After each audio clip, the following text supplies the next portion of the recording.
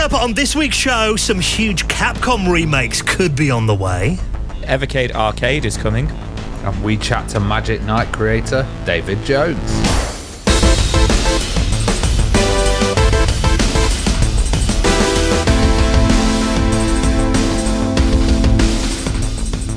And the Retro Hour podcast is brought to you each and every Friday with our wonderful friends at Bitmap Books. Now, the book that everybody is loving at the moment, and definitely worth getting hold of if you want some summer reading this year, N64, A Visual Compendium, telling the incredible story about the console that changed the gaming world, with more than 150 titles that define that system in there. All the big ones: Super Mario 64, of course, GoldenEye 007, Ocarina of Time, Banjo-Kazooie, and lots more. You can check out that book and the rest of their retro gaming collection at bitmapbooks.com.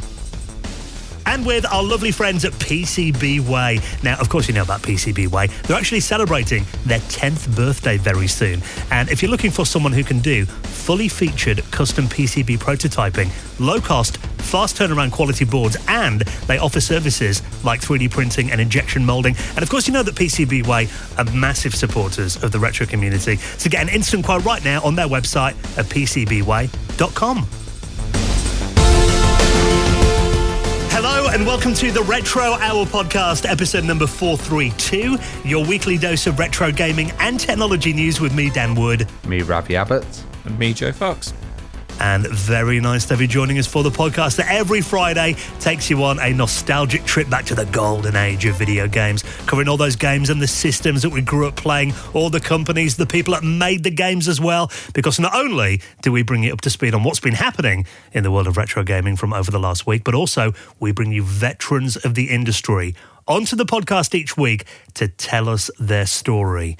And now that we are getting into this time of year, first episode of June, that means the rain gets a little bit warmer here in the UK, which obviously makes us very happy.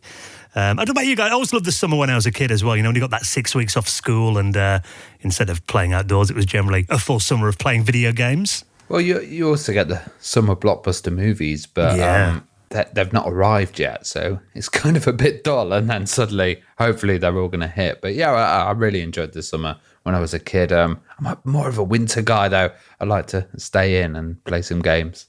Yeah, so I did that all summer long anyway, which, I being was antisocial. forced outside. Yeah. It was like, get out of the house. When I see parents complaining now, like, oh, kids spend too much time on their screens. I was like, we used to spend quite a lot indoors in the summer, if I'm honest, back in the day. But obviously being adults now, having jobs, and, Joe, you've been a dad, I think we generally talk more about video games and play them these days, but it is a good job that we enjoy talking about them, because we do it every week on the show. So today, actually, we're going to be going back to my childhood with a game that I played on my Commodore Plus 4. And this was a game that was called Finders Keepers. Now, I must admit, I got this quite late in the game because Finders Keepers actually came out in 1985, but my Commodore Plus 4 was my main machine until Christmas 91. And I actually picked this game up in summer of 1991. Should I tell you the reason why? Yeah. Do you remember the kids' TV show Finders Keepers? With Neil Buchanan? Is that the one where they run around the house and they it's like a ginormous house and they have to find stuff under the bed? Before the one that they smash up the house? It was the one where they smash up the house, yeah. Oh, so, yeah, right. That one, yeah. Me and my brother used to love that show, and then I remember seeing Finders Keepers in a game shop thinking... recreating it. Well, I thought, is this a game based on the TV show Finders Keepers? So I picked it up purely based on the title alone, which, of course, it's got nothing to do with the Neil Buchanan kids TV show, or the one that was on Nickelodeon in America. But however, it turned out to be a really good game.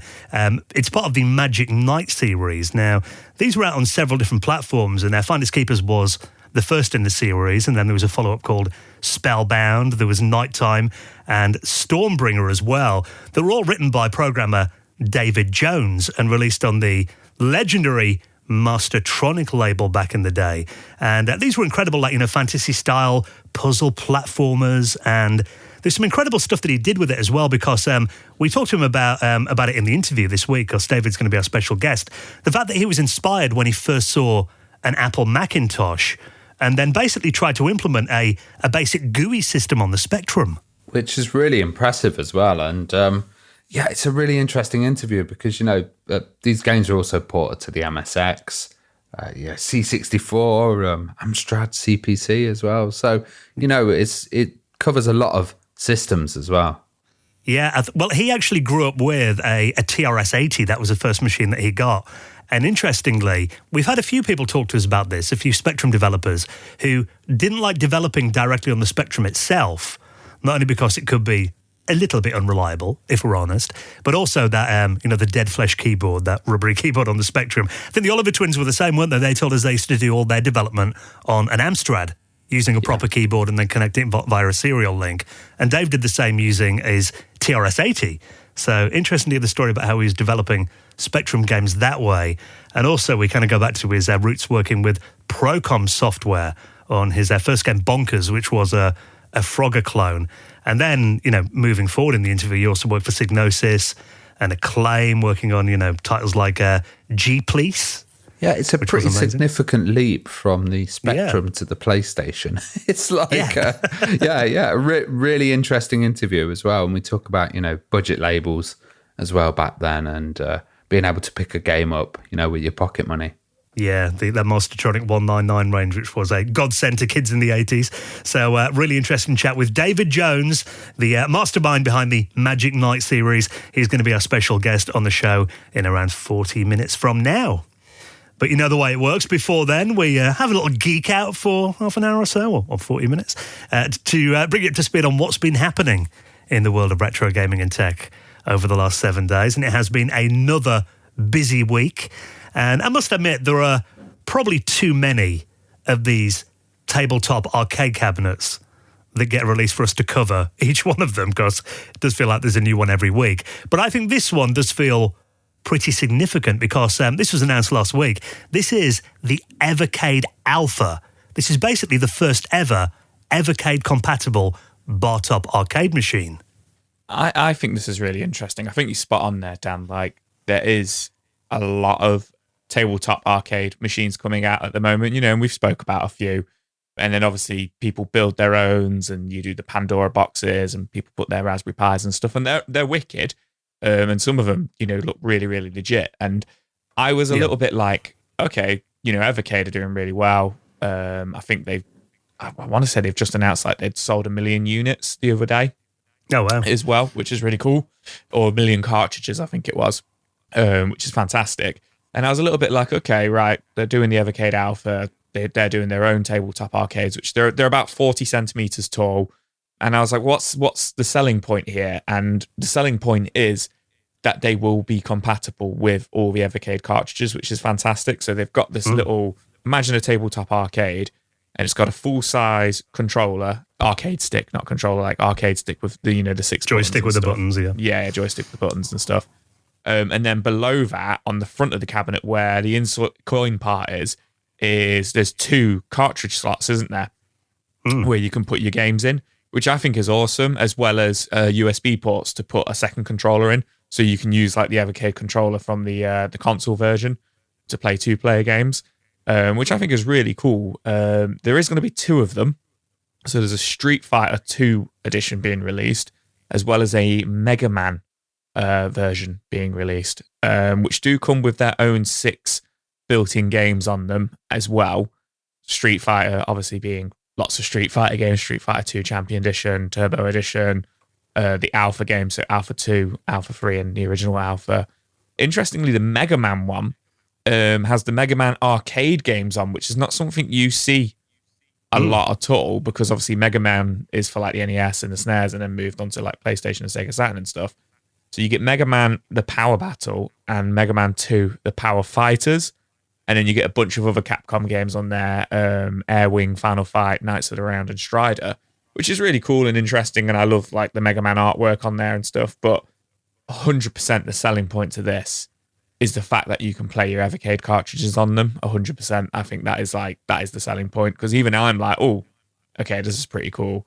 And you just need some cartridges now, Jeff. I just need some cartridges. And I don't know, I feel like it's quite affordable. It's $199.99 to £200, or €230 or $230. So yeah, it's pricey, but you're getting essentially, I know it's not portable, but you are getting an Evercade as well. It looks tiny to me. Do you think? Yeah. So the screen's 8-inch. Okay. Yeah, I probably need to use my glasses for that. Like, I guess Getting to that age, Ravi. Yeah, to have it compatible in the house and stuff. But even 1UP arcades seem tiny to me as well. Yeah. It's also got the kind of the screen is a 4:3 as well ratio, which is good because you see some of these cheaper ones and it's not in the Black right bars ratio. are stretched. Yeah. Yeah, and I think everything's gonna work well and not look stretched on there. It's also got Wi-Fi as well, so you can update it and add new features and stuff like that. Yeah, I think it looks really good, and I think the fact they've got these two different versions with the fact that they're arcade games that are on there, which I think is important because obviously if you're playing the NES versions of something like Mega Man, you want to plug in like a D-pad. You don't want to play it with a joystick. But I think, for something like Street Fighter 2, having that arcade fighting stick and all the action buttons, it's going to play really well on there. And having those Mega Man arcade games as well. So it looks like, it has been designed really for those kind of games, which I think is cool. And looking at the specs of it as well, they say they are at competition grade arcade controls, which, channeling my inner RMC here, I don't know if they're genuine Sanwa parts. I imagine they'd mention that if they were. But I'm sure they'll be good quality because the Evercades are always built well anyway. I'm interested about that dual cartridge slot, though. And I can't find, I've been looking through the section on their website, why you need 2 slots. Yeah, that reminded me of, do you remember the Tiger game, Com? the little failed handheld from the 90s that had 2 cartridge slots on the back. It reminded me of that for some reason. Maybe future upgrades or updates that they, maybe do something with that. Yeah, I'm not sure why. Do you want, Chips Challenge in one and Worms in the other? Maybe you can swap between them, maybe. Quick swap between them or something. Yeah. But they've got little USB ports at the bottom as well, so you can plug in controllers and do 2-player local multiplayer as well.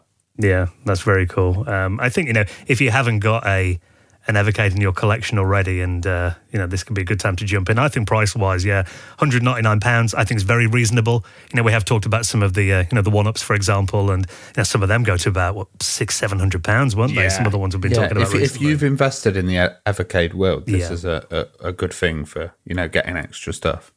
Yeah, and it'll suit certain type of games more than others, as we mentioned. I think that looks-wise as well, it looks really nice. It's got a swappable light-up marquee on the top of it as well. And like you said, the joystick parts and the screen. It looks really nice to me. Coming with 6 games as well built in is quite good, because even if you haven't got an Evercade collection, at least you've got stuff to play on there, Even if you just want like a nice tabletop Street Fighter cabinet that is able to play more games, I think it's a good buy for £200. So pre-orders for that are on now. I think the release date is July. I did read on Twitter, I believe, but you're going to be able to pick this up at all the usual retailers, Amazon, Argos, Game, Menkind, which generally most people only go in to pick up Father's Day presents, I imagine, probably selling it there. So it looks very cool. Nice to see the Evercade ecosystem thriving. So if you want to check out the trailer to that, I'll link that in this week's show notes as well. Now, I can tell you are very eager to talk about this next story, Joe. Because finally some good news from Capcom. This looks quite exciting. Resident Evil remakes could be on the way. Further remakes. All right, just disclaimer, it was Ravi who pointed this one out. I put it in because I was like, Joe, here you go. Yeah. So this isn't confirmed, but it's doing the rounds at the moment. And the rumours have been doing the rounds for a while now, but they're heating up. So obviously Capcom have remade quite a few of the Resident Evil games now. But in recent years, Resident Evil 2, 3 and 4 remakes were made kind of 2019, 2020, and then last year, Resident Evil 4. And they've we bought on the same day because I bought you a copy of that. And mine is still in the shrink wrap. I haven't played it yet. Oh, fantastic. I've completed it about 5 times, Dan. I thought you might. As you all know, absolutely love Resident Evil, so this is super exciting for me. But there is a Twitter feed at the moment, X feed, which was reported by a guy called Dusk Golem, who's saying that the next remakes are going to be Resident Evil 0 and Resident Evil Code Veronica, and that they are currently in development. Now, Capcom did last year announce that they do have further plans to remake further classic Resident Evil games. And that they are going to continue the tradition of they've kind of got into a habit of doing, here's a new mainline Resident Evil game, and then the next one's a remake, and then they do another mainline, and they do a remake. So we've just had a remake with Resident Evil 4, which was last summer.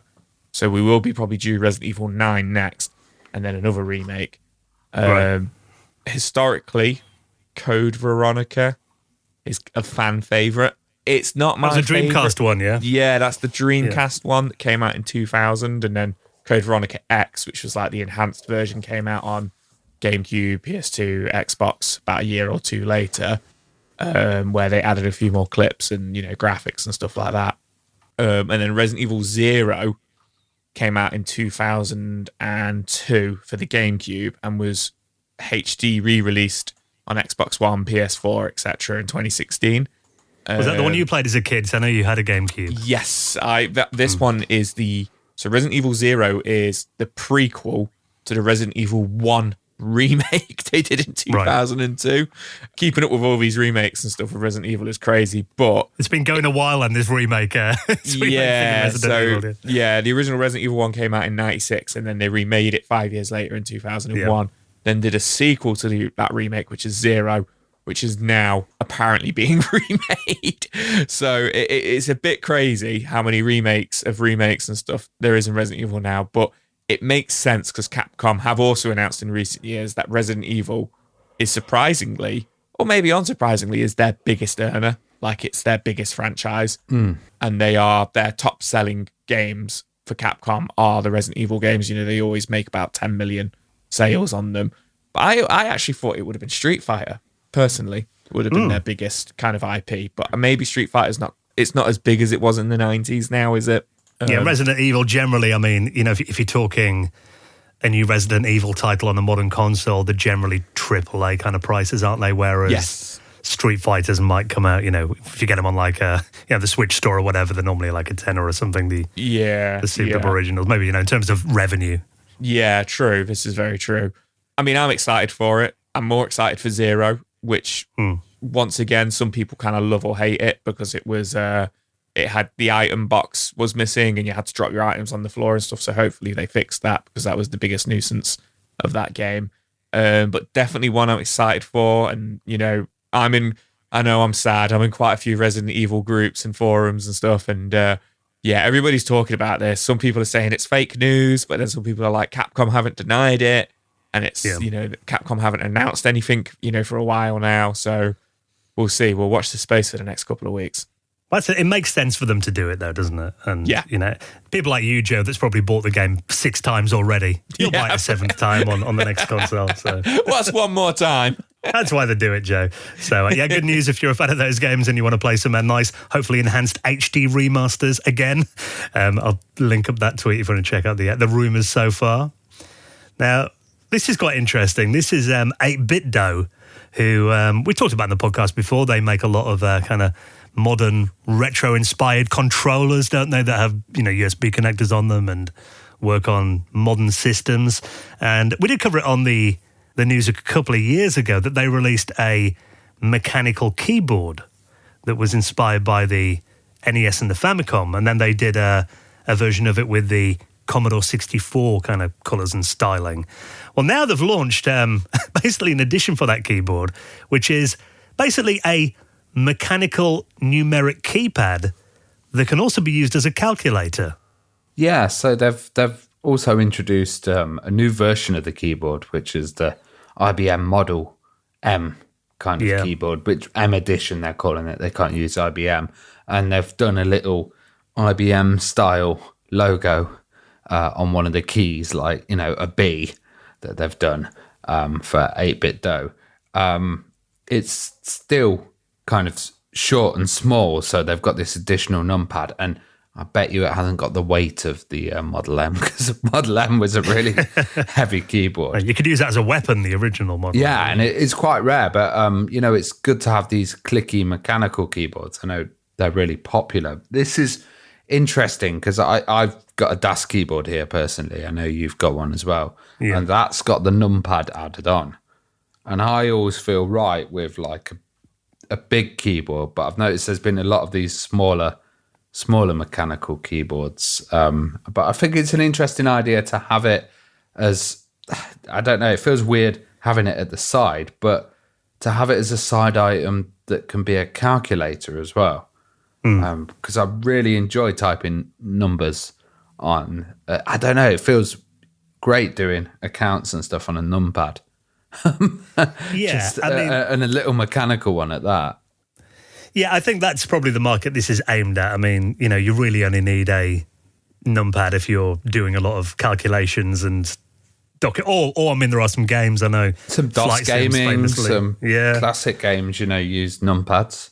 Because I remember when the Amiga 600 came out, which was the Amiga that didn't have a numeric keypad. That kind of did break a lot of stuff like flight sims, and shortcuts in Deluxe Paint didn't work all of a sudden. So there always was rumours that they'd be releasing something like this for the Amiga 600 back in the day, which never came out. It's the only way I can still play Civilization, and that's from the original Civilization. The navigation was done with the numpad, and even going up to the modern versions, I'll always still do it on the numpad.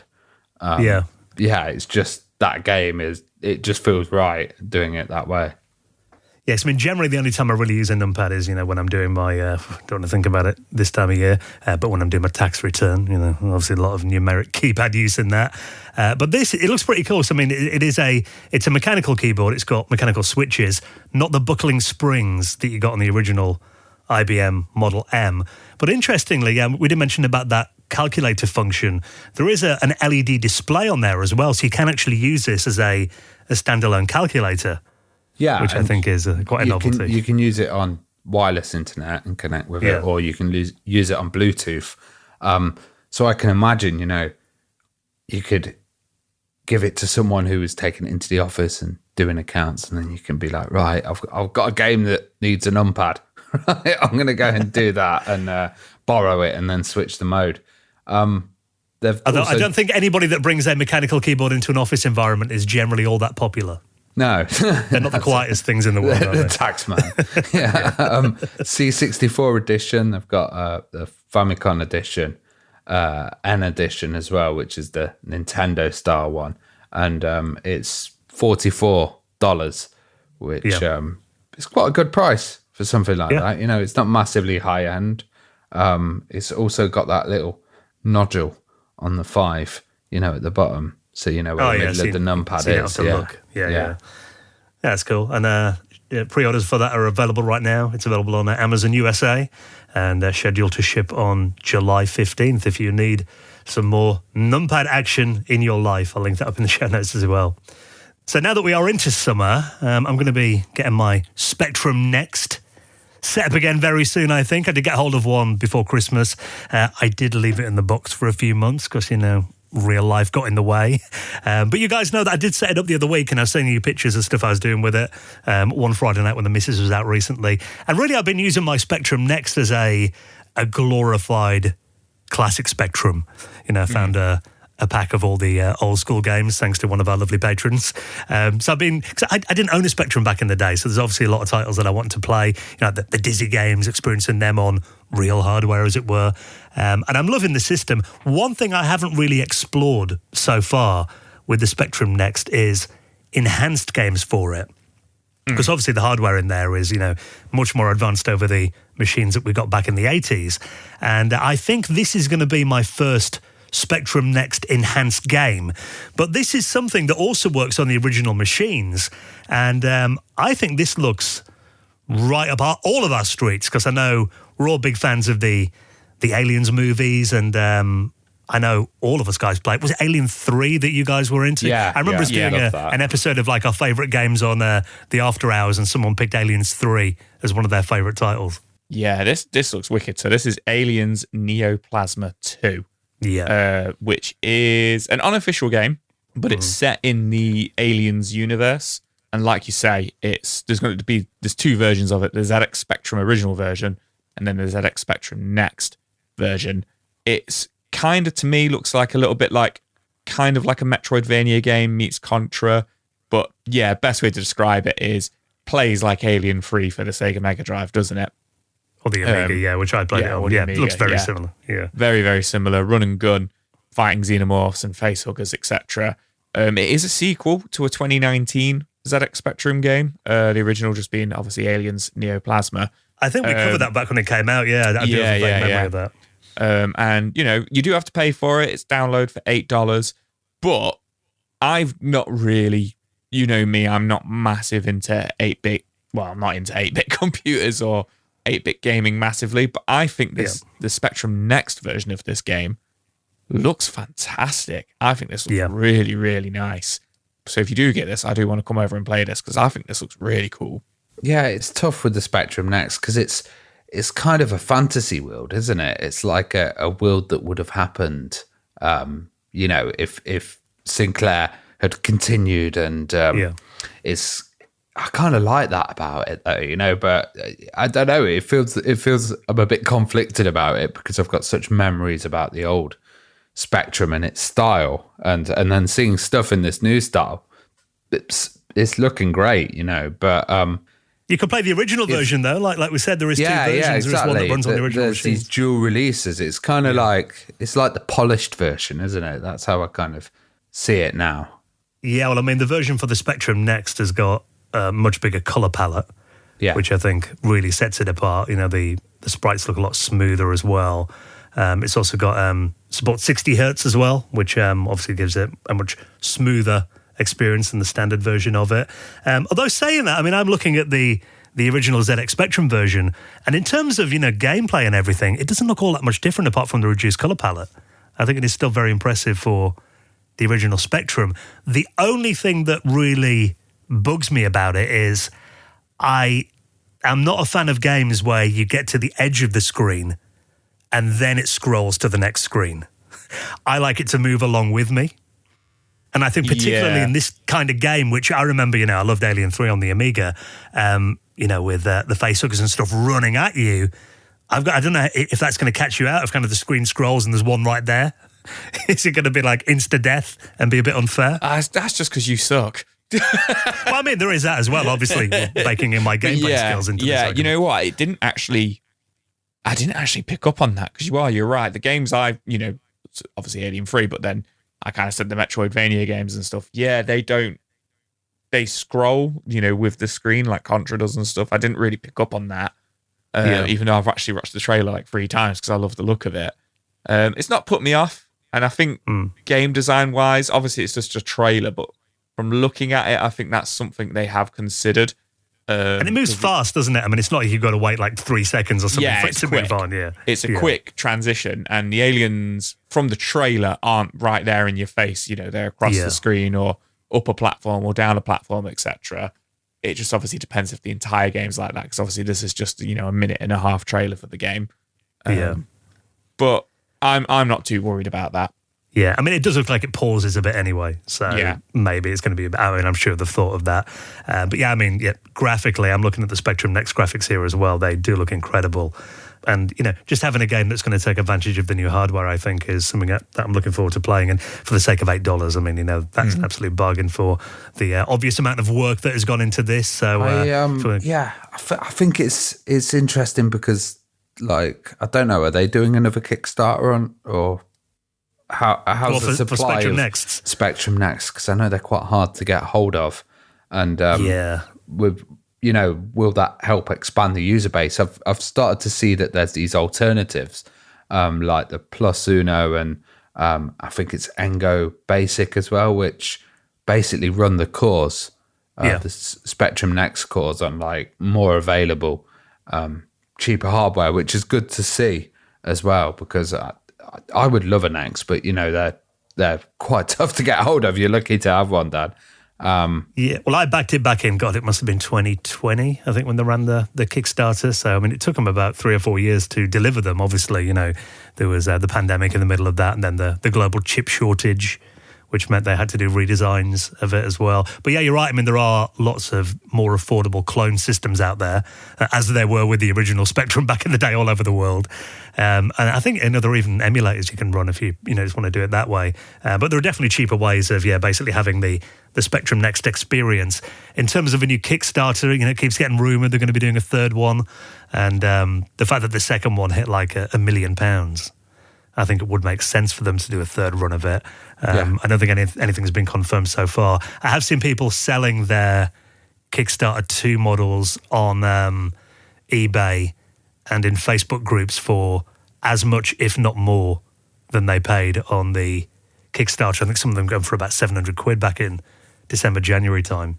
And so I think some of these clones you can't update the cores, or there's some kind of difference in like the firmware compared to the main machine as well. But yeah, they're definitely in limited supply and high demand. That's what I'd say at the moment. Yeah. So I might try one of these cores as well, because I can do different FPGA stuff on there as well. Yeah, and it's nice to see just games coming out that take advantage of it too. That's what I mean. Hopefully it can grow with more users. Yeah. I think this dual release as well of having games that work on the original Spectrum is a good way of doing it, because you've got a much bigger audience there. Yeah. I love the idea of the dual release, actually. Yeah, so it looks really good, and definitely something I will be picking up in the next week or so. So if you want to get hold of that, I'll link that in the show notes as well. Now, this is where we're going to be talking about things that are ridiculously expensive these days, and whenever we mention Lego, I always gasp at the price.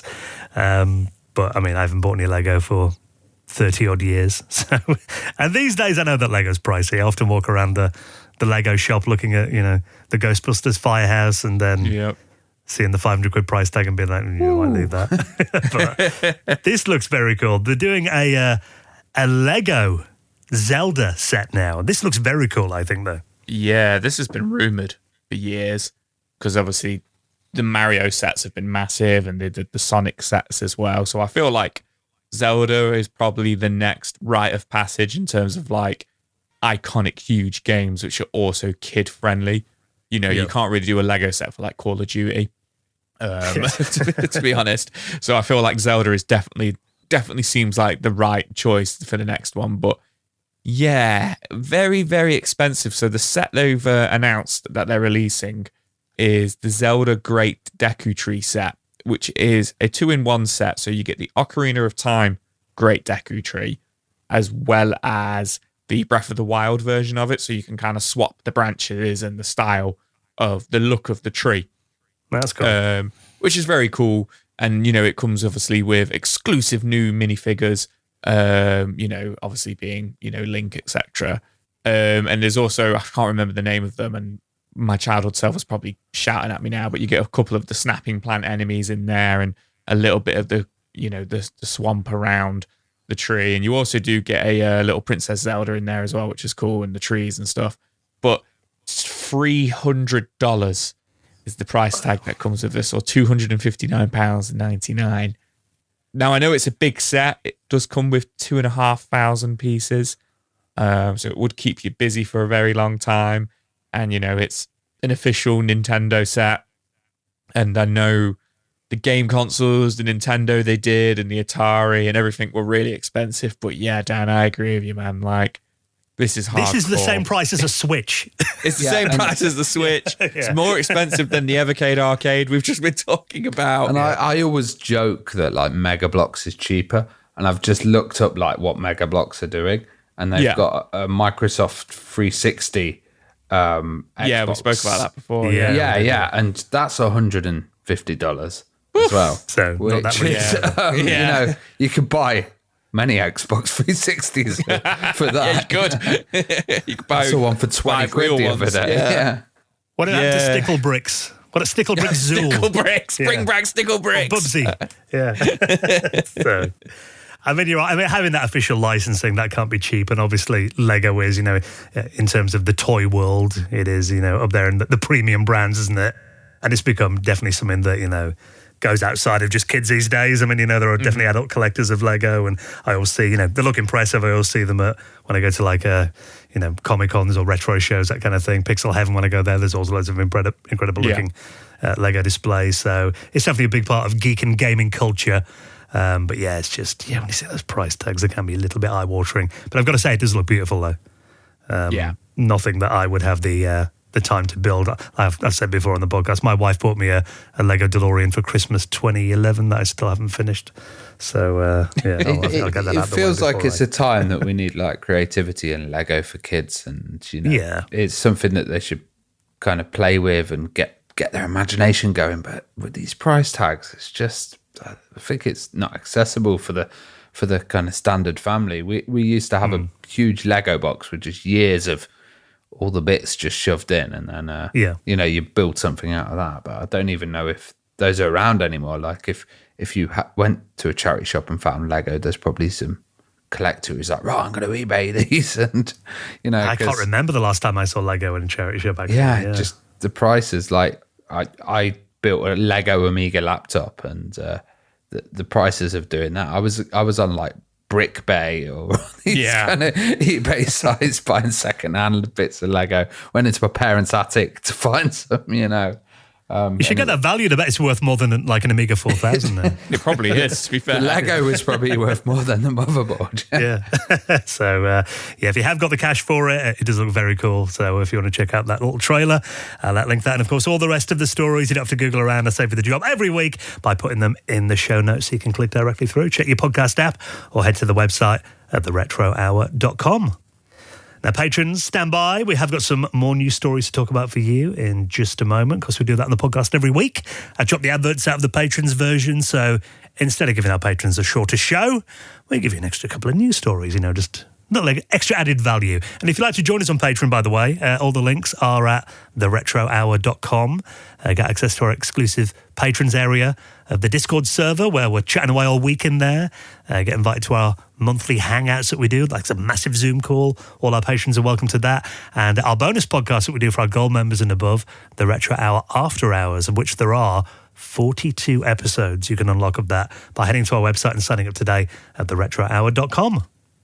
Now, before we get into our interview with this week's special guest, David Jones, of course, behind the legendary Magic Knight series, let's take a second to give a massive thank you to our lovely friends at ExpressVPN, and a big thank you to ExpressVPN for sponsoring this episode of the Retro Hour podcast, because particularly this time of year when we're all traveling around, going on holiday or going to gaming shows all over the place and staying in random hotels, connecting to random Wi-Fi networks can be a little bit dangerous.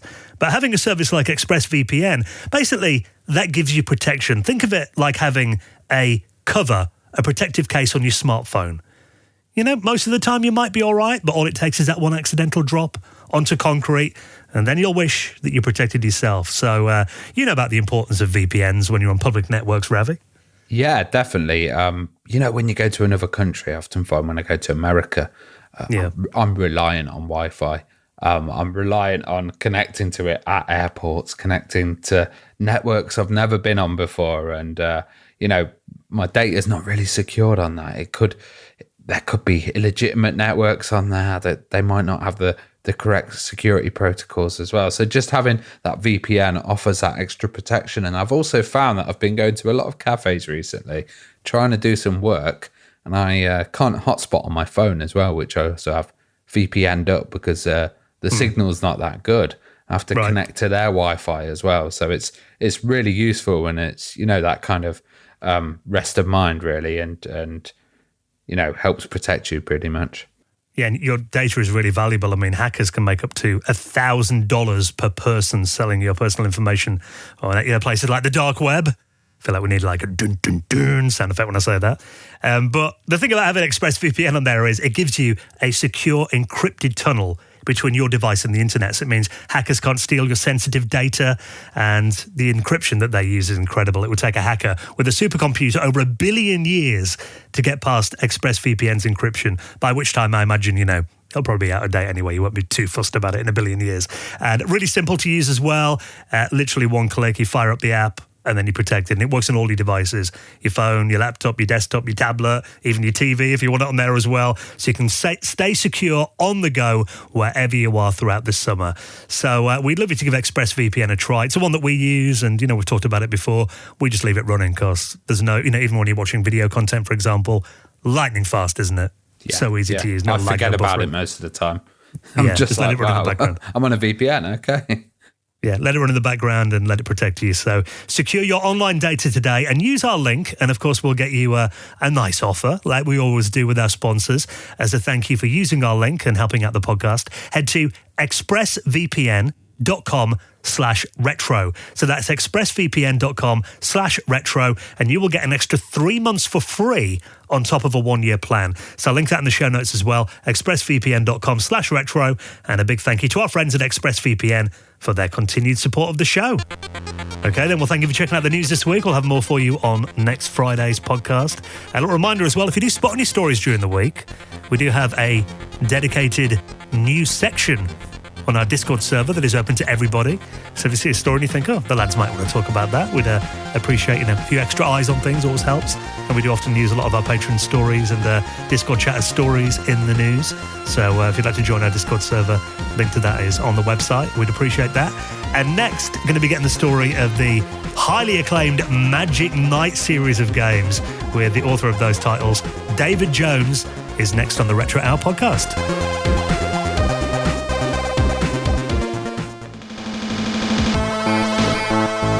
You're listening to the Retro Hour podcast, and it is our absolute pleasure to welcome on this week's very special guest.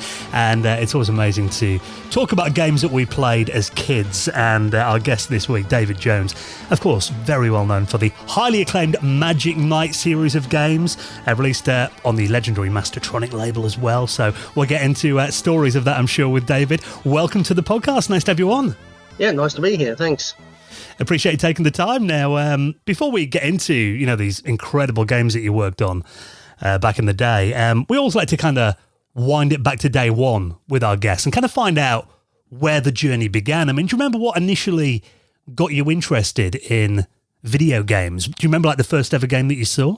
Yeah, it was a careers fair, and there was they had a teletype lunar lander game, which is the sort where before screens were a normal thing, it basically just type out the next line, like command line games, so it just popped out the next line on the printout of the teletype.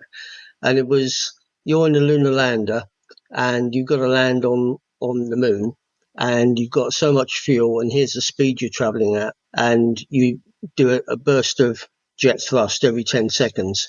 If you run out of fuel, then you'll fall to the moon and crash. And if you do too much fuel, you'll go into orbit and die of oxygen starvation. If you get it just right, you'll land. And it was quite a difficult game, but there's a big long queue for it. And I queued up and I played for about 2 minutes before I died. And then the next person took over. And at the time, I thought, well, that was interesting, but I wasn't really interested in being a programmer at the time. It was just a school's career fair. And it was just, hey, here's a computer, and I like science fiction, and that ties in with computers. So, yeah, let's have a go. What was your first machine that you had at home then? First computer I bought for home was a Video Genie, which was I'm not quite sure where it was from, sort of Singapore or somewhere like that, so somewhere Eastern. And it was a sort of clone of the Tandy Radio Shack TRS-80. And it had subtle differences in that it didn't have lowercase. So that was probably one of the things saying, look, it's not identical because it hasn't got lowercase. So if you typed in lowercase or uppercase, it just came out as uppercase. It was, but it had a built-in tape drive, and it was cheaper than a TRS-80. So that's why I bought it. It was nearly 400 quid even so for a first computer, for a hobby that I didn't even know if I'd be sure I'd enjoy it. What made you want to get the machine then? Did you have an interest in just kind of wanting to learn to program or anything like that? Yeah, it was mostly for the programming, yeah. I was training to be a quantity surveyor. And one of the courses, one of the modules at on the course was basic computer programming. And they didn't have any computers. It was all done via just lectures. And this is how the language works, and this is the syntax. And this ties in again to the lunar lander things. I thought, I bet I could write that lunar lander programmer using BASIC. Once I learned a few of the instructions, I thought, that can't be too hard. I mean, I never ever sort of typed it in and tried to run it anywhere, but I did sort of try and put most of the features of that together on paper, just written. And then that kept me interested in the computer language and made me think it might be fun to have a computer to actually try it out on. So that's why I got that. So do you remember some of your earliest attempts to make your own games at home and what they were? Yeah, my very first attempt was a game called Birdseed. Now, bearing in mind that the Tandy had quite blocky pixels, it was effectively in the space of one character, including like the drop down, sort of like the G going below, what do you call the bit below the line, anyway. Yeah. So they're fairly rectangular, and the Tandy had a 2x3 pixels in that amount of space. It was just another set of characters that had all the different combinations. So you had to work out what character to print to work out what pixel you want to turn on and off. So the game was basically a layer of pixels on top of another line, and a farmer with a little gun that would aim at birds, and little birds in two flame flapping motion that would come down and try and take away the seeds. So you had to shoot at the birds to stop them getting all the seed. In those days, we didn't have the internet, so the way knowledge got spread was like, obviously you read a few things in some of the magazines. There weren't many, but you'd learn a few things, and you'd get stuff from books. But also there was almost like unofficial computer clubs, in that you can go to various shops and you bump into people that you've met before who know a bit, other people know less, and then you tell them something. And it was one of those people who said, when they saw Birdseed, they said, "Oh, you need a assembly language for that." So that what's assembly language? So they explained it to me, and I spent the next month learning assembly language. And that was like a month into having my first computer. I was then straight onto assembly language, which was really what put me in a good place when the Spectrum came along, because I was already up to speed on Z80. So I did see that your earliest credited commercial release was a title called Bonkers. Yes. And that was released by Procom Software. So did you meet the company founder, Albert Owen, when you were at this computer club then at your local shop? How did that kind of come about? It was one of the Tandy shops. I turned up, and the manager said, "Oh, there's someone in here looking for people with your skill. Someone who wants to get involved in becoming a computer game publisher. Are you interested?" I said, "Yeah, all right, I'm interested."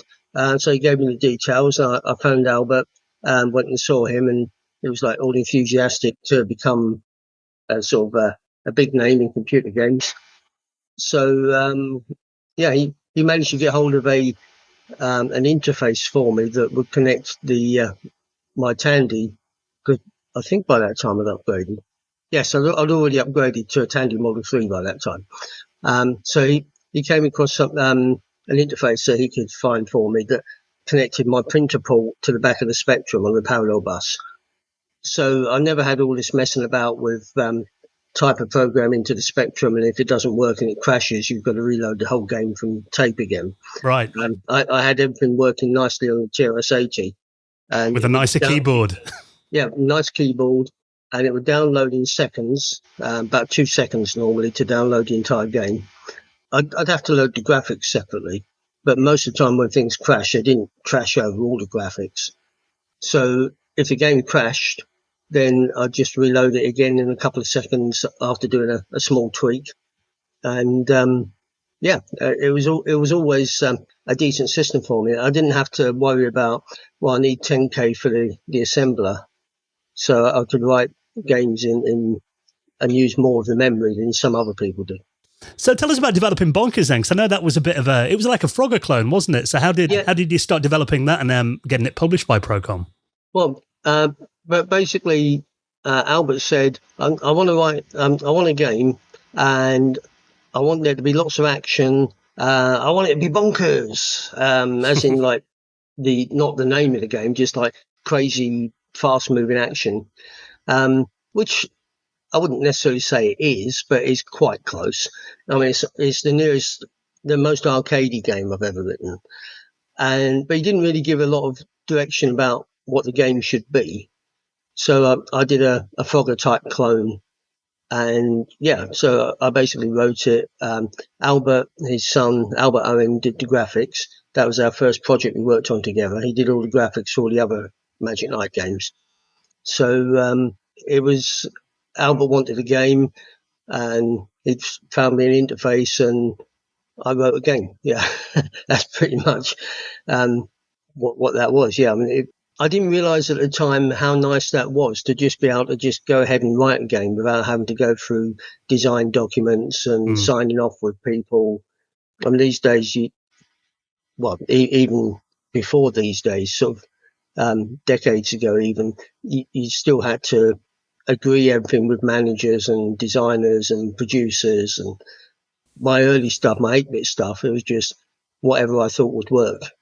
Well, another person doing that was Scott Adams as well, and I heard you were a fan of his text adventures. Yeah, definitely, yeah. The adventure games, typed in adventure games. I mean, that's why things went in the direction they did with Spellbound, because I like the idea of being able to build up written commands, but I didn't want to make the player have to type in great big long written commands, especially not, as you say, Dead Flesh keyboard of the Spectrum. It just wouldn't have really been practical. Plus, also, the frustration with those games was always that you couldn't be certain what words were the real words unless you looked at the actual data of the game and looked at and found the whole list of words. So it might be that there's you've got to type in collect to pick something up, whereas really you have to type in get. So you don't, unless someone's putting all the different synonyms for a particular command, you might just be thinking of the wrong word. Yeah, those parsers were very particular sometimes, weren't they? Yeah, by having a hierarchical window system where it only shows the words that might work, you can allow people to build up stuff that they know will work when they get to the end of it. Well, let's get into the Magic Knight series then, because obviously, building up to that, we had, a few games before that in the series as well. So, before we get into Finders Keepers, just kind of give us a bit of background on the birth of Magic Knight as a series and where the idea came from and what was the inspiration for the character. Well, the initial character idea, again, came from Albert. He said, everyone's doing space games. Let's do something with a medieval knight. And there was a piece of public domain art that he quite liked, that you've probably seen the Magic Knight character knocking around in various things. It's not sort of copied from my use of Magic Knight. It's because the original thing was pretty much copyright free. And that's why you see, if you see a knight with a flag, it might look a bit like Magic Knight. So so he drew that and he said, that's the character I want. So Ray did that for the title screens, that character, and nice and big, and made me a sprite with, I think, 8 frames. Might have been 4 frames. 4 or 8 frames, anyway. It was one or the other. So made me a little Magic Knight character, which we deliberately made sure had a big head, because we know big heads are cute, for good psychological reasons. That made us a cute character, and off we went doing our first platform game. Yeah, it was a great character, and I think Finders Keepers was a really interesting title as well, because it had lots of different styles. And did that make it quite a challenge? You had the kind of isometric maze section in there, and then you had the traditional platformer, and like lots of transitions as well when you're falling down the hole. Yeah, I mean, actually, it's just a top-down maze. It's not an isometric, but yeah, I mean, the reason it's got the maze in it is because, before I finished it, Jet Set Willy came out, and it had all the nice swinging ropes. So I didn't know how to do them, so I thought I've got to put something in here that looks nice, that is adds extra value, because I didn't have full confidence of thinking, hey, I'm really good at this, I know what I'm doing. It was my first proper game that was going to go to a proper publisher. So I added extra value by chucking in that maze. And then all the business with the traders and swapping objects with them and all the money, that came from, I'm not sure if it was Richard or David Darling, it was one of them. It might have been both, in fact. Mastertronic was thinking of doing some educational games at the time. And they thought that might be a good market. Turns out it was not the most sensible idea.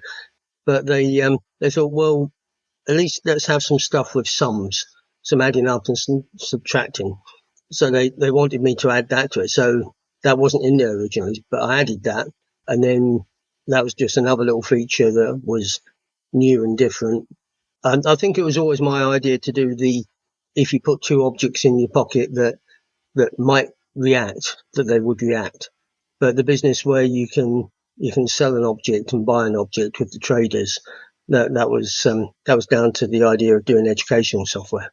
That's interesting to hear. Yeah, because I always wondered that, because it did make it quite different from the other kind of, flip screen platformers that were around at the time. It's not something you saw very often. And also the teleporter aspect of it as well. I mean, was implementing this kind of stuff like a bit more of a challenge then on the hardware? Not really, no. I mean, the teleporter, the whole reason I put teleporters in there, it was really to stop the player having to sort of go all the way to the other end of the world to pick up something, to then come all the way back to use it, and then have to go back and take the thing they've made back to the other place. I thought, well, I wouldn't want to do that.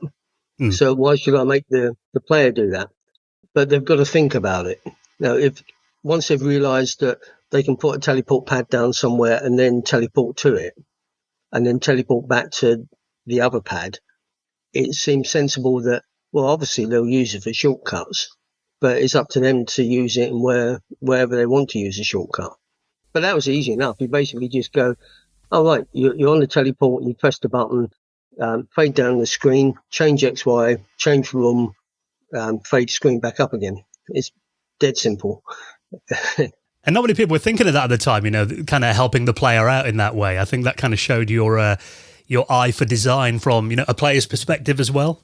Yeah, maybe, but it was mostly I had to test these things as well, and I didn't want to irritate myself while I was testing it. Yeah. Well, you did mention before that it was published by Mastertronic, and that was quite interesting to see that they released the game then. I mean, was there ever any talk of it being released by Procom? How come Mastertronic got involved? What was kind of the story there? Well, at the time that Albert went to Procom, he'd been trying to get things distributed properly, but didn't really have the contacts to distribute widely enough to make it worthwhile doing. And I didn't really ever talk to him about the great details of how the company worked and what was going on. But I think it was a matter of, well, we've got some stuff here. It'd be nice to sell it if we can. We're not selling it widely enough where we are. So let's see who we can get to do that side of it. We almost sold them Bonkers as a re-release. But by the time we were there with Finders Keepers, they'd sort of moved on a bit from the early sort of single alien sort of shooter type game, like Alien Kill. And they'd moved on to stuff that the Darling Brothers were producing, some reasonably good stuff. So, they decided that they weren't actually that interested in Bonkers, but apparently it was close. We nearly sold them that. Well, where did the name come from, Finders Keepers? Originally it was just called Magic Night, but apparently there was a film. It might have been the Richard Pryor film, but there was a film called Finders Keepers that was coming out about the same time, about the start of 1985. And Mastertronic never liked paying for adverts, so their idea was, if we call it Finders Keepers, then if that film takes off, people might think it's related to the film and they might buy the game because of that. And they said, well, in the game, you do find things and you do keep them, so it fits, we can call it that. I never really liked the name, but they were quite insistent on that one. But that's why from then onwards, from Spellbound onwards, at the end of every game, I said what the name of the next game was. So I got to control the names after that. Ah, that was smart. So they couldn't change it. Yeah. Nice. So at the end of Spellbound, I think it says coming soon, nighttime. Or if I didn't put it in the game, I made sure that in any interviews, I said what the next name of the next game was. So that game was released on Mastertronic's 199 range as well, which, for people that don't remember, that those games actually cost £1.99, which was a godsend as a kid in the 80s with a couple of quid pocket money each week. So was that seen as important so kids could afford the titles? And I also wondered kind of the effect on piracy. I mean, did that kind of prevent people from pirating the games because it was so cheap, do you think? I did a very, admittedly very small survey amongst a bunch of kids that were around in Albert, because Albert had a video shop as well. He was an ex-taxi driver, and he liked trying out different types of businesses, and so he had a video shop in Loughton, and so he was selling some of the games there. And I actually sort of checked with some of these kids they didn't know I'd written one of the games, and they were still sort of roughly 1 in 3 copies was still a copy rather than a bought copy. So I don't know if it necessarily saved a lot of copying, because tapes were just a bit awkward compared to taking an image. Well, not these days so much, but there have been various points where you can just press a button and it takes an image of the game. There's various devices you can get for the Spectrum that will do that. So I'm not sure it necessarily cut down the piracy, but it did certainly, I think, sell a lot of copies because people would buy them. The idea was, they said, is pocket money titles. So you don't have to save up for it. If you've got £2 worth of pocket money, you can buy a copy. And so you might buy one game a week rather than save up for 3 weeks to buy a game or 2 weeks to buy a game. So it probably had an effect. But Mastertronic were sort of quite pushing in all the different places they got the games out to. So it sold quite a few copies. I was going to ask about that as well, because I mean, what were they like to work with? Because I remember, their marketing was really good. And like you said, the games were, I remember seeing them in motorway service stations and all kind of places, Mastertronic games. So how did you find working with them? Well, I worked with AIP, which was artificial intelligence products. It was so prior to joining Mastertronic, a company called Galactic Software, which was Richard and David Darling, their father, and John Maxwell, sort of friend of the family. That they'd been doing Galactic Software, and they sold a bunch of games to Mastertronic, I think. But then they sort of rebranded themselves as artificial intelligence products, and that they were the branch that worked in the same office as Mastertronic that dealt with the developers.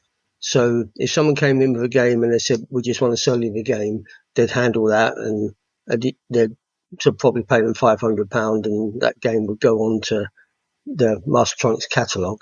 Or in cases like myself, would negotiate the royalty and do a contract. And it was quite nice. I could go in there and I could talk with, it was mostly John there. I think Richard and David were busy sort of writing stuff, and occasionally I'd see their father as well. But it was mostly John who had a base in the office. And so, sometimes I'd go in there thinking, I've had enough of this. I've got too many bugs. I'm stuck. I don't know what to do. And he'd infuse me, and I'd be running back to my keyboard, driving in between. It wasn't next door. I'd be sort of driving back home to immediately get back on the keyboard and start writing the next bit of the game, all full of enthusiasm. He was very good like that. But the actual Mastertronic people themselves were mostly salesmen. Their attitude was, we don't care what we sell, we're just good at selling. Give us toilet rolls, we'll sell toilet rolls. Give us games, we'll sell games. So there's a very different attitude between different parts of the company. But technically, I dealt directly with AIP rather than Mastertronic. Although later on, they merged, and then I was dealing with Mastertronic, but that was quite a few years later. Well, you followed up Finders Keepers with the next game in the series, Spellbound, in 1985. And I was wondering what your approach to it was, and how did you want to improve upon Finders Keepers? Well, there's a number of factors. One, I'd seen an Apple Mac for a few minutes, and I liked how the Windows worked, and I liked that you could put windows on top of windows. That gave me the idea that I could use that to build up a structure like a sentence. And that sort of made me think, well, that would be one way of building up a bunch of commands that you could give to a character. And then there were other games around that had larger sprites than the 16 by 16. So I thought, well, let's make Magic Knight a bit bigger. So he's 1.5 times the height in Spellbound. I think a certain amount of cuteness was lost, but it was still the same character, just taller. I mean, it's still behind it all. It was still a bit of a platform game because you had things to jump on and things to bounce off of, but they weren't as obviously platforms as they were in Finders Keepers. Sometimes it'd be bits of furniture and stuff like that. So that's the direction I took. From a technical point of view, I basically took Finders Keepers and I kept tweaking it until it became something different. It wasn't, hey, I've got a library or I've got a structure or anything like that. It was, okay, I want a bigger character. Right, I'll change the sprite routine. Right, now I've got a bigger character. I'll keep the same font and the same text control stuff, but I'll put it in windows and I'll draw windows over each other. So gradually I tweaked it until it became different enough that it was a different game. And the puzzles and gameplay within the game, I basically said to Ray, this one's set in a castle. Can you give me some castle graphics? So he gave me a whole bunch of castle graphics. And then I looked at which bits of that I could use in various puzzles. It wasn't as planned as it might look from the end result. I tend to work like that. I'll sort of modify things until they're different enough, and then I'll go through and edit things and tidy them and make them look more designed than they originally were. Well, I think having that kind of, the on-screen menu system that you mentioned, which I know you called that Windimation, yes. In Spellbound, that really did feel like a premium addition to that game. And it's interesting you mentioned the influence from the Mac there, because Spellbound was actually released on Mastertronics' new label, wasn't it? The Mad label, yes. Which was meant to be for the more like high-end games. So what was kind of the story there? Because I know it cost more money as well, didn't it, releasing it on the Mad label? Yeah, £2.99 instead of £1.99. I think they'd realised that they were starting to get a bit of a reputation because they'd built up a collection of developers. There was like myself and there were others. They had Ed Hickman, who did all the conversions, or a large number of the conversions. He was very good at that, very quick. And there were Stephen Curtis, who did Non-Terraqueous and Soul of a Machine. There were a few people. So they felt that they could, and obviously Richard and David Darling still producing stuff for them. So I think they felt that they could up the price to $1.99 safely without it damaging their market at that point, as long as they still kept some stuff at $1.99. So they took the better stuff and increased the price, because at that point things were sort of £5, £5.99, and in some cases £10. Yeah. So going to $2.99 was still noticeably cheaper than the vast majority of the market. I mean, there were companies like Firebird and some of the others who tried to do budget labels, but they did do budget labels, and in some cases reasonably successfully. But the majority of the premium titles were the £5, $5.99, and £10. So putting their best stuff on at $2.99 was still significantly cheaper. Well, the games were ported to most of the micros out at the time, and did you have anything to do with that? Like, did you oversee any of the ports? No, actually, it was a very good, sensible, and I think, I'll say good again, a good way that Mastertronic worked on it. So basically, they knew that I could write on the Spectrum and that I could create new product. They didn't really want me spending time doing an Amstrad version and a Commodore 64 version and effectively taking the creativity that can make a brand new intellectual property and spending that time doing conversions. And they had people like Ed Hickman who could take one of my games and convert it in a couple of days. So, in fact, I think it was Spellbound. So Mastertronic were based in London, and he was based in Harrogate, I think. Yeah, Harrogate. So he drove down. He picked up the source code from me. He drove back to Harrogate, and within 3 days, he was back with the MSX and the Amstrad versions of Spellbound converted. Wow. Which was quite impressive, really. I think it was the MSX version. But anyway, two Z80 versions. Because he'd already, this is an advantage of the way I worked, in that I'd take the old game and I'd convert and modify. He'd already done Finders Keepers, so he knew my style, and he knew the sort of functions I'd have and where I'd have them and how I'd call them and all that. So he'd basically already written stuff that would do printing and sprites and things for these other machines. So he just tied things in a similar place and was able to convert really quickly. So the way Mastertronic worked it from the finances point of view, effectively I would get an advance for the conversion, which would then get paid to the converter. Then after that, I would then get a royalties if I'd written it for myself if I'd have done it from scratch. So there was absolutely no incentive for me to spend time doing different versions of the games, especially not when it came to Commodore 64 and things like that, because I didn't have any dev kit for 6502, and it would have just been a lot of time spent, during which, as I say, I could be writing a brand new game. So by now, I mean, you obviously were working on the third game in the series, Nighttime. This time, it was interesting to see that you focused on the newly released 128K Spectrum. So I'm quite curious as to why you decided to aim it at that platform then, and how you felt you could take advantage of all the extra RAM. Well, at the time I was writing it, it wasn't released. They gave me a Mastertronic had been given or bought or whatever, obtained somehow, a pre-release version of the 128K Spectrum from Sinclair, and they said, "Would you like to write for this?"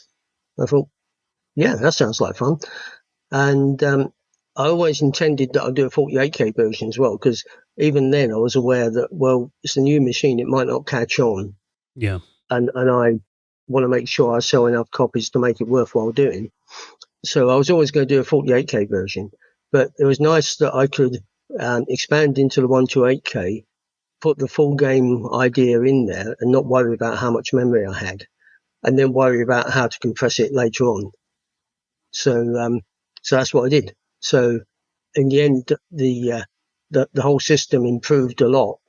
My software system improved a lot because I had various types of compression going on that I hadn't investigated before. But even so, I still had to throw out a fair bit of the game to cram it all in there. So things where I had different planets visited would have different graphics through the view screen of the spaceship. That they were pretty much the same graphics, just with different colours and things like that. So I had to do a lot of compression. And there's a few bits of the game that I couldn't quite fit in that I would have liked to have had there. But the nice thing was, though, that it meant that when the 128 came out, I had a game that had been specifically written for the 128K, whereas nearly every, if not every, other company had basically just taken an existing game and done a few tweaks to it, because they were all wary about, well, we don't want to waste too much time on the 128K Spectrum if it doesn't catch on. So they didn't spend a lot of money and time on it. Apparently Sinclair was quite happy that to see that there was actually a game that had been specifically written for the new machine. The word came back to me that he was really pleased. So, well, at least he didn't ask you to develop for the Sinclair QL. It could have been worse. Yeah, it was a different processor on. I tried doing some stuff on the 68,000. I was looking at doing some stuff on the Atari ST, but although it had loads more registers and bigger registers, it just wasn't really the same fun. In terms of the technology of the Z80, having registers with letter names made it more, what's the word for it? Well, it was a bit quirky. Yeah. But it was fun quirky. It was too easy on the 68,000 processor to forget which of the 8 registers you've put the data in. Is it A0? Is it sort of D0, D1, D2? Whereas if it's like in HL, okay, that's in HL register pair, not the BC register pair. So yeah, I didn't really do much on that. Yeah. Because obviously back then, magazine reviews were like, you could live or die by them. I mean, was it always kind of a nervous time opening the latest issue of Crash when you knew your game was going to be in there before you read the review? I wouldn't say nervous time. Arguably, I'd actually say it's probably an egotistical time, because I knew my name would be mentioned, and I knew it would be probably fairly positive. So I'd buy the magazines. And first thing I'd do would be leaf through to see if my name's mentioned and see where it's mentioned. And then I'd read the magazine afterwards. So, but I mean, I was young. I was only like 24 at the time. So 24, 25, 26, or, that sort of range. So I think I can allow myself a little bit of that. I grew out of it. It was nice seeing my name mentioned in the magazines, and within a small subset of humanity, I was well known.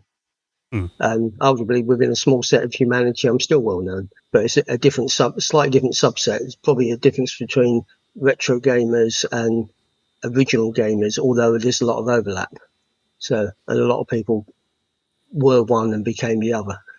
I mean, obviously by then, we're getting into the 4th game now as well, Stormbringer, which obviously, releasing 4 games in the same series. Did you find it was getting harder or easier to release each new title then? And was it difficult to keep innovating? It sort of became slightly repetitive from my point of view, in that there wasn't anything really new about Stormbringer. There was new puzzles and new variations, and I had a really irritating puzzle where you have to go along a conveyor belt and tap all the levers into the right order for a binary pattern, which I feel a bit mean about now, because that was a difficult puzzle. But although these days, if someone really wants to finish it, they can find out how to do that by looking on YouTube.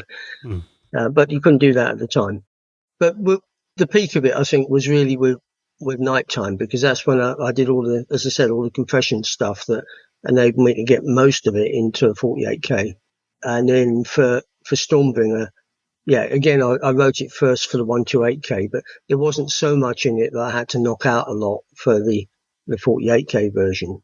But also at that point, Mastertronic had changed. John Maxwell had left. AIP was no longer there. So Richard and David Darling had moved on. And some of the people there I didn't really like. So it wasn't so much fun writing for them. So what are the plans for a 5th game in the series at that stage? And why didn't you end up releasing one back then? I had thoughts, but I didn't really feel that they wanted another game, because Mastertronic had, at that point, branched on to doing Amiga arcade type stuff. And that was where their head was. The spectrum was starting to fade a bit. And I didn't really fancy changing over to... I did consider changing over to be ST for the first... Atari ST for the first version, initial version of new games. But I didn't have a proper dev kit for it at that time. And other things sort of... I can't really even remember what other things I was into at the time. But I started getting into other things that were less to do with programming. After a little while, I got into one of the other programmers there had decided to go off and get a proper job as a programmer, as they say. And so I ended up working with him at, what was then Signosis Southwest, which was basically based in Stroud, working in a company. And what did they have you working on there when you joined Signosis? Originally Darkstalkers, which is vampire Street Fighter type game. It was a conversion from 68,000. Then I worked on a game called Overboard, which was a PlayStation. I think it was a PlayStation 1. Fantastic game that was. You liked Overboard. It, did you? Yeah. Good. I really loved it. Yeah. It was a little pirate ships battling, wasn't it? Yeah, it was fun. Yeah.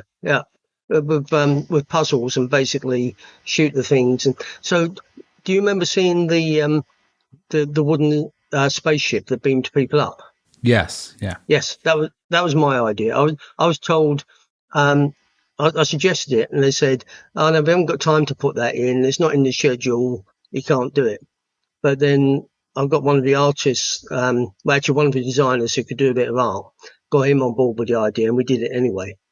So that's the reason that's in there. I was wondering, did you know why it was called Shipwrecked in America as well? I think there was 2 versions, weren't there? I think it might be something to do with the fact that there was a film with Goldie Hawn called Overboard. The Goldie Hawn and Kurt Russell, I think.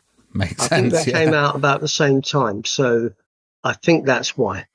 But I couldn't swear to it, but I think that was about the same time, and it might have caused legal problems if they'd tried it. Well, what did you think of the hardware at the time? Because I know that was quite an early PlayStation title, and also G-Police was another one which you worked on, which was another really G-Police iconic 2. game. I worked on the end of G-Police 2. Yeah, so basically when that office was shut down, someone turned up that we'd never seen before, and the first word out of his mouth was "unfortunately." And I thought, well, this isn't going to go well, is it? And he had a letter for everybody, and the letter was, for most people, this is your redundancy package. For me and a few others, it was, you've got a redundancy package in here, but please can you hang on for the next 3 months to help us finish G-Police 2? And then there'll be a bonus in it for that as well. So, well, okay, well, that's all right. And while we were doing that, one of the programmers arranged for a claim to start an office nearby and employ all of us who wanted to go straight over to it. So it was nice in that I've got a redundancy package, a bonus, 3 months work while they were sorting themselves out, and then straight into another job. It was pretty smooth, really. But you asked about the hardware, yeah. Well, it's better than the Spectrum in terms of what you could do with it. Yeah, that must have been quite a leap going from the Spectrum and kind of bypassing the Amiga and ST and then developing for the PlayStation. That's like a few generations leaping there, isn't it? Yeah. Well, I did do one game for the ST. Yeah. And also another one for the PC in between. But they weren't anything particularly brilliant, and they weren't my game ideas.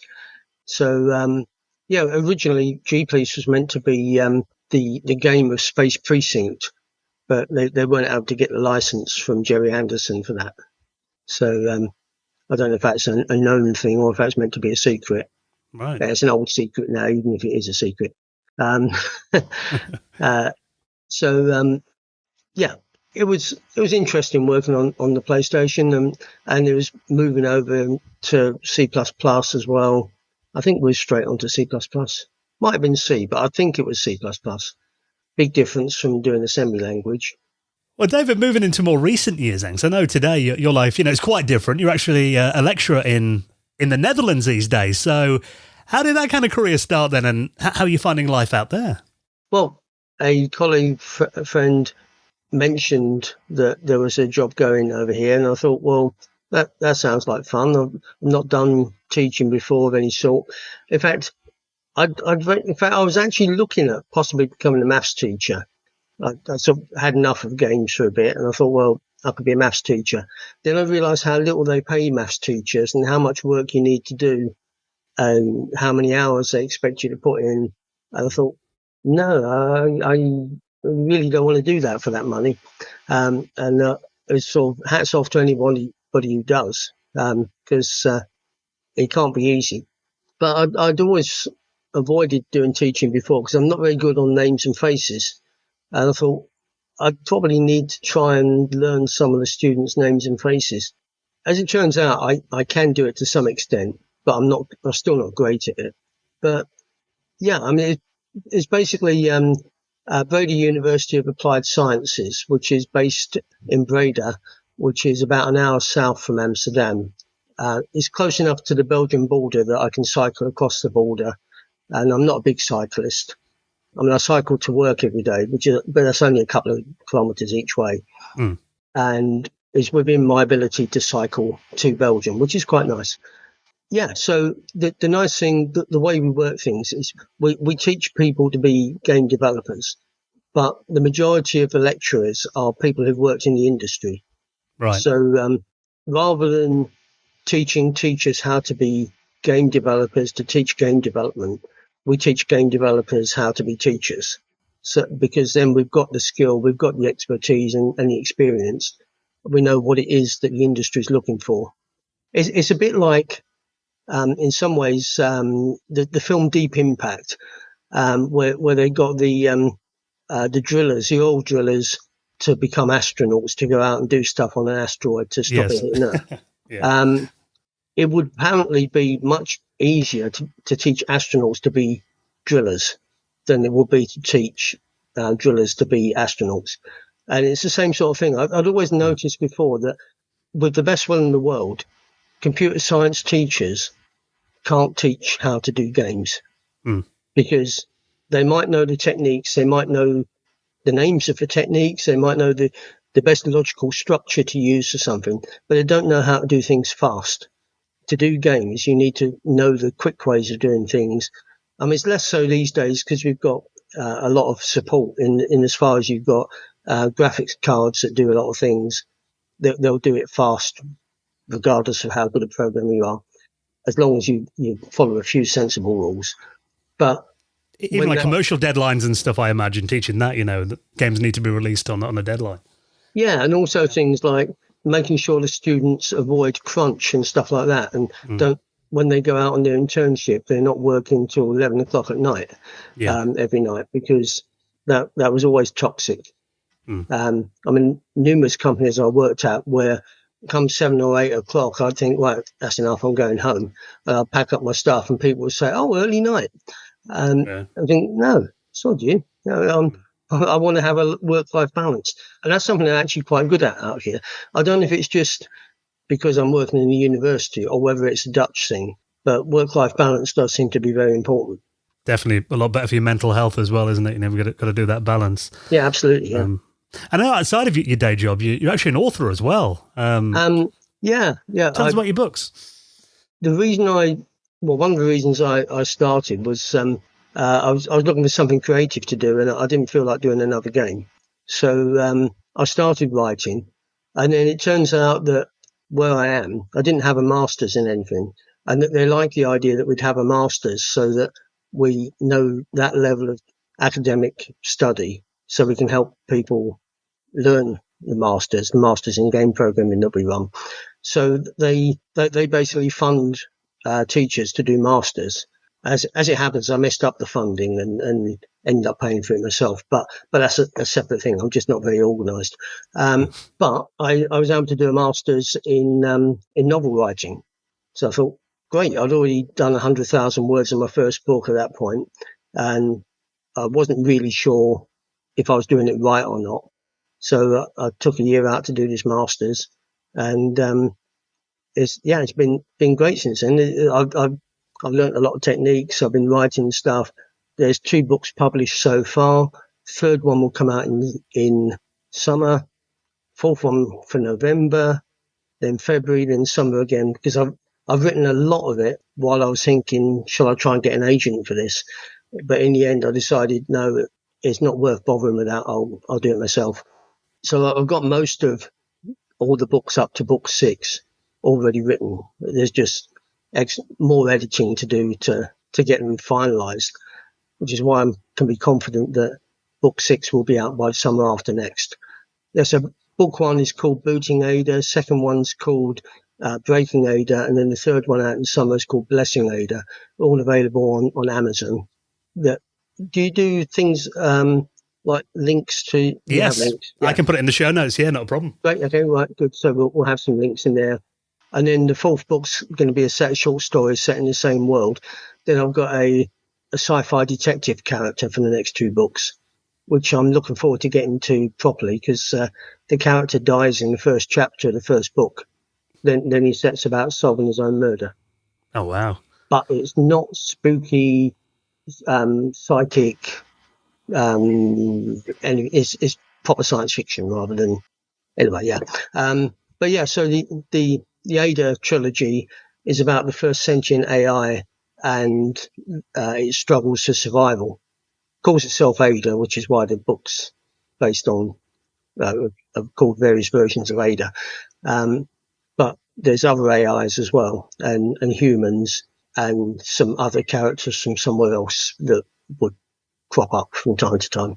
It sounds very on trend at the moment, that, David. You know, that the whole world's talking about AI right now. So yes, and in fact, that's part of the reason that I published it when I did, which the first one came out in October, because my girlfriend was saying, don't wait around waiting to sort out an agent. Get it out there while it's still popular, while people are still talking about AI. So I took her advice, and I'm quite happy that I did. It's selling okay, and as more of the trilogy comes out and more books follow it up, the readers who've read the first ones will have more to read, so I'll get more repeat custom. So, yeah. Amazing. So if you want some good poolside reading for your holiday this year, I'll link those up in the show notes so people can click through and get them off Amazon.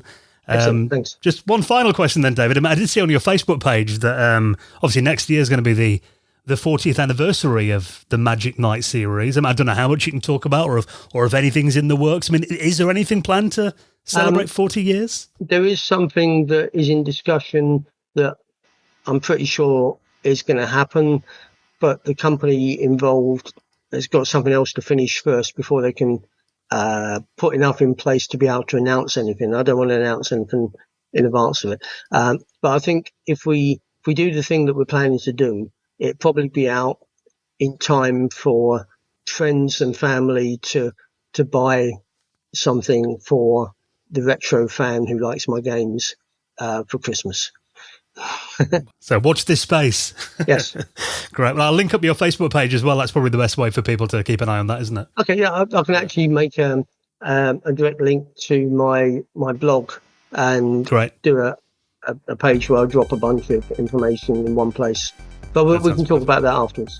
Yeah, we can. Well, that's awesome, David. Well, it's great to see that you still, your imagination's still working. You're still working really hard. You're, you still love the Magic Knight series. I can tell by your passion from talking about that. And hopefully there will be a chance for fans to get something new in the series next before long to celebrate that 40th anniversary. So, really appreciate you taking the time to come on and do some reminiscing with us this week. It's been wonderful to talk to you. Entirely welcome. It's been fun. Yeah, thanks.